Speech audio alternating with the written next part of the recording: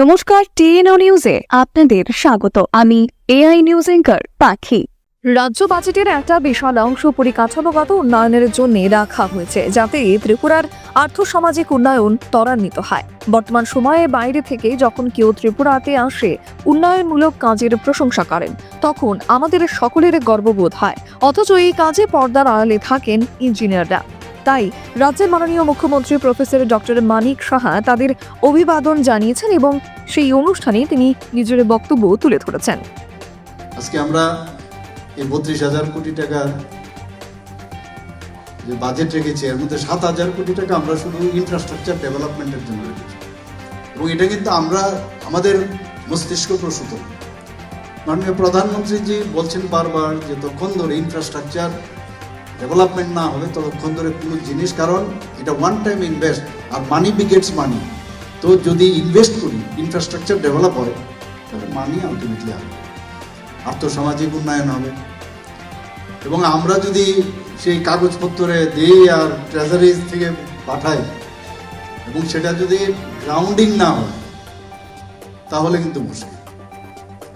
যেটা বলা হচ্ছে, আমরা যে এয়ারপোর্ট থেকে আমরা এয়ারপোর্টকে দেখে এত আমরা নিজেরা গর্ববোধ করি, এয়ারপোর্টের রোড যখন দেখি আমরা গর্ববোধ করি, আমরা ইভেন যে ল্যাম্প পোস্ট ওখানে লাগানো হয়েছে তার মধ্যে যে ডিজাইন, তার জন্য গর্ববোধ করি।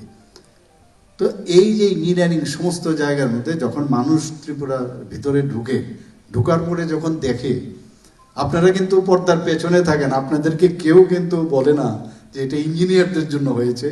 এখানে কাদেরকে বলবেন? এ মুখ্যমন্ত্রী ছিলেন, মুখ্যমন্ত্রীর সময় হয়েছে, কিন্তু ইউ আর অ্যাকচুয়ালি দ্য মানে সবাই আপনারাই কিন্তু করেছেন।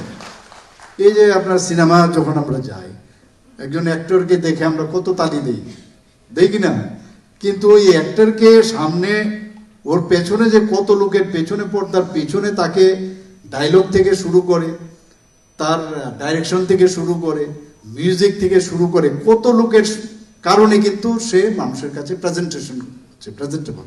তো আপনাদের হয়ে কিন্তু আমি বা আমরা যারা অফিসার থেকে শুরু করে গভর্নমেন্ট, আমরা কিন্তু রিপ্রেজেন্ট করি।